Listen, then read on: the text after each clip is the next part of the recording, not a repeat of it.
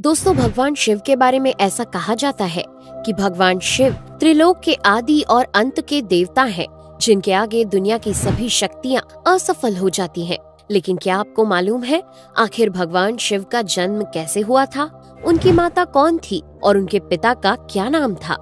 उन्होंने किससे अपनी शिक्षा प्राप्त की थी और किस किस को शिक्षा का दान दिया था? अगर नहीं तो चलिए, क्योंकि इस वीडियो के माध्यम से हम आपके इन्हीं सभी सवालों का जवाब देने वाले हैं, इसलिए प्लीज इसे स्किप किए बिना एंड तक जरूर देखना।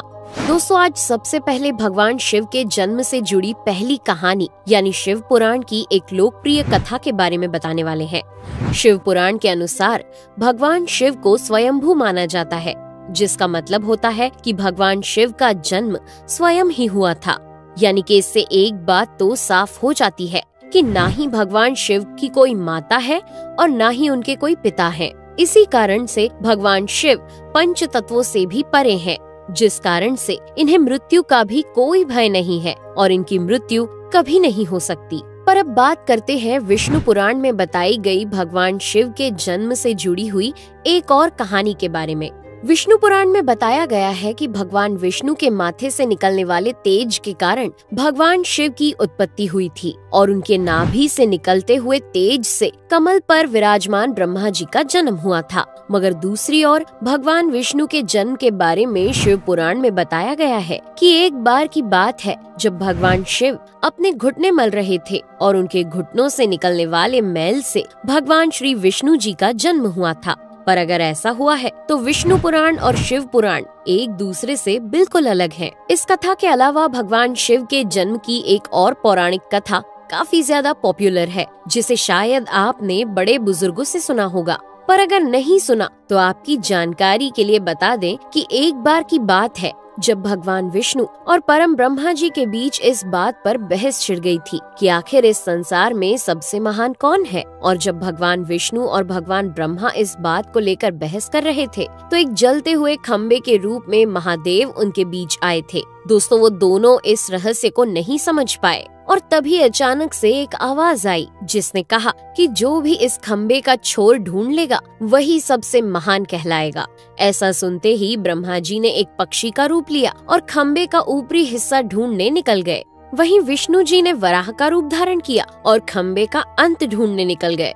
बहुत देर तक खोजने के बाद भी दोनों में से किसी को भी खम्बे का छोर नहीं मिला और दोनों हार मानकर वापस आ गए। जिसके बाद भगवान शिव अपने असली रूप में आए और फिर भगवान विष्णु और ब्रह्मा जी ने ये मान लिया कि महादेव ही सबसे महान और शक्तिशाली हैं। इनसे बड़ी शक्ति इस दुनिया में कोई नहीं है। इसके साथ ही शिव पुराण में बताया गया खम्बा इस बात को दर्शाता है कि ना ही भगवान शिव जन्मे थे और ना ही उनका कोई अंत है। और एक कारण तो यही है कि भगवान शिव को स्वयंभू कहा जाता है, यानी भगवान शिव का अंत है ही नहीं, वे अमर हैं। अब हम बात करते हैं भगवान शिव से जुड़े एक ऐसे विषय के बारे में जो सबसे ज्यादा प्रसिद्ध है कि क्या भगवान ब्रह्मा भगवान शिव के पिता हैं? जी हाँ, इनकी ये कहानी लोगों के बीच काफी प्रसिद्ध है। तो आपको बता दें कि आखिर किस प्रकार भगवान शिव ने ब्रह्मा पुत्र के रूप में जन्म लिया था। इसके पीछे विष्णु पुराण की एक पौराणिक कथा है, जिसके अनुसार जब धरती, आकाश, पाताल या कहें पूरा यूनिवर्स जलमग्न यानी पानी में डूबा हुआ था, तब भगवान विष्णु के अलावा कोई भी देव या प्राणी इस संसार में नहीं था। तब केवल विष्णु ही जल सतह पर अपने शेष नाग पर लेटे हुए नजर आ रहे थे। जिसके बाद उनकी नाभि से कमल की डंडी पर ब्रह्मा जी प्रकट हुए और जब भगवान ब्रह्मा और भगवान विष्णु इस यूनिवर्स से संबंधित बातें कर रहे थे तब भगवान शिव प्रकट हुए, जिसके बाद ब्रह्मा ने उन्हें पहचानने से इनकार कर दिया। इस कारण से भगवान शिव रूठ गए और उनके रूठ जाने के कारण भगवान विष्णु ने उन्हें दिव्य दृष्टि प्रदान कर ब्रह्मा जी को भगवान शिव की याद दिलाई। जिसके बाद भगवान ब्रह्मा को अपनी गलती का एहसास हुआ और शिव से क्षमा मांगते हुए उन्होंने उनसे अपने पुत्र रूप में पैदा होने का आशीर्वाद मांगा। जिस कारण से भगवान शिव ने भगवान ब्रह्मा की प्रार्थना को स्वीकार करते हुए उन्हें ये आशीर्वाद दे दिया। लेकिन इसके बाद जब भगवान ब्रह्मा ने इस सृष्टि की रचना शुरू की तो उन्हें एक बच्चे की जरूरत पड़ी और तब उन्हें भगवान शिव का आशीर्वाद ध्यान आया।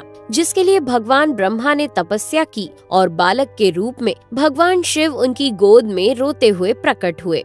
आपको बता दें कि ये भगवान शिव का एकमात्र बाल रूप है। जब भगवान ब्रह्मा ने उनके रोने का कारण पूछा तो उन्होंने बताया कि उनका कोई नाम नहीं है। तब भगवान ब्रह्मा ने भगवान शिव का नाम रुद्र रख दिया, जिसका मतलब होता है रोने वाला। पर इसके बावजूद भी भगवान शिव चुप नहीं हुए, इसलिए ब्रह्मा ने उन्हें दूसरा नाम दिया। पर शिव को वो नाम भी पसंद नहीं आया और फिर भी वे चुप नहीं हुए। इस तरह शिव को चुप कराने के लिए भगवान ब्रह्मा ने भगवान शिव को 108 नाम दिए थे, जो रुद्र, शर्व, भाव, उग्र, भीम, पशुपति, ईशान और महादेव जैसे नाम थे। और शिव पुराण के अनुसार उनके ये नाम पृथ्वी पर लिखे गए थे। इसके बाद बात आती है श्रीमद् देवी महापुराण की। तो श्रीमद् देवी महापुराण में भगवान शिव की माता और पिता के बारे में बताया गया है। श्रीमद् देवी महापुराण के अनुसार देखा जाए तो एक बार जब भगवान नारद जी ने अपने पिता भगवान ब्रह्मा जी से पूछा कि सृष्टि का निर्माण किसने किया है, साथ ही भगवान विष्णु, भगवान शिव और आपके माता पिता कौन है, तब भगवान ब्रह्मा जी ने नारद जी को त्रिदेवों के जन्म के बारे में बताया। जो बताया वो वाकई चौंका देने वाली बात थी। दरअसल उन्होंने कहा कि देवी दुर्गा और शिव स्वरूप ब्रह्मा के योग से ब्रह्मा, विष्णु और महेश का जन्म हुआ था। यानी प्रकृति का रूप लिए माँ दुर्गा ही हम तीनों की माता है और ब्रह्मा यानी काल सदाशिव हमारे पिता है। इसके साथ ही श्रीमद् देवी महापुराण में भी भगवान विष्णु और भगवान ब्रह्मा के बीच हुए झगड़े की एक कहानी मिलती है, जिसके अनुसार एक बार श्री ब्रह्मा जी और विष्णु जी में झगड़ा हुआ और दोनों में बहस छिड़ी हुई थी। तब भगवान ब्रह्मा ने कहा कि सृष्टि को मैंने बनाया है और मैं ही प्रजापिता हूँ, जिसके जवाब में भगवान विष्णु जी ने कहा कि मैं आपका पिता हूँ, क्योंकि आप मेरी नाभि से निकले हुए कमल से पैदा हुए हैं। और धीरे धीरे कर ये बहस बढ़ती गई। दोस्तों, इसके बाद इन दोनों का झगड़ा सुनकर सदाशिव वहाँ पहुँचे और उन्होंने कहा कि पुत्रों, मैंने ही तुमको इस संसार को बनाने और इसे संभालने के केवल 2 काम दिए हैं। इसी प्रकार मैंने शंकर और रुद्र को संहार और तिरोगति के कार्य दिए हैं। इसके साथ ही उन्होंने कहा कि मेरे 5 मुख हैं। एक मुख से अकार, दूसरे मुख से उकार, तीसरे मुख से मुकार, चौथे मुख से बिंदु और 5वें मुख से नाद यानी कि शब्द प्रकट हुए हैं।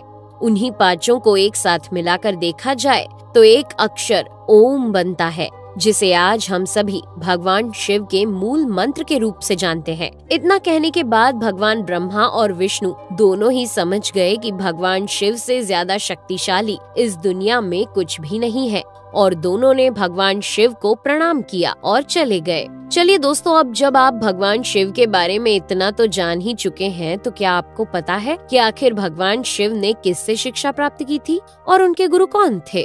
हम जानते हैं शायद ही इसका जवाब आप में से किसी को पता होगा, पर जिन्हें नहीं पता उन्हें बता दें कि भगवान शिव स्वयं इस संसार के गुरु माने जाते हैं, जिन्होंने इस संसार में गुरु शिष्य की परंपरा की शुरुआत की थी। लेकिन अगर सवाल आता है कि आखिर भगवान शिव किसके गुरु थे, तो आपको जरूर जान लेना चाहिए कि हिंदू धर्म के ग्रंथ कहते हैं कि ब्रह्मा जी और शिव जी इस संसार के सबसे पहले गुरु हैं, जिन्होंने गुरु शिष्य के इस रिश्ते की शुरुआत की थी। जहां भगवान ब्रह्मा ने अपने मानस पुत्रों को शिक्षा प्रदान की थी, वहीं भगवान शिव ने अपना ज्ञान केवल अपने 60 शिष्यों को दिया था। यानी भगवान शिव 60 शिष्यों के गुरु थे और वे जिन शिष्यों के गुरु थे उन्हें आज के समय में सप्त ऋषियों का दर्जा दिया गया है। तो दोस्तों, ये थे भगवान शिव के जन्म से जुड़े हुए कुछ फैक्ट्स, जो आपको कैसे लगे हमें कमेंट करके जरूर बताइए। साथ ही अगर आपको वीडियो पसंद आया हो तो इसे लाइक और चैनल को सब्सक्राइब करना बिल्कुल ना भूलें। धन्यवाद।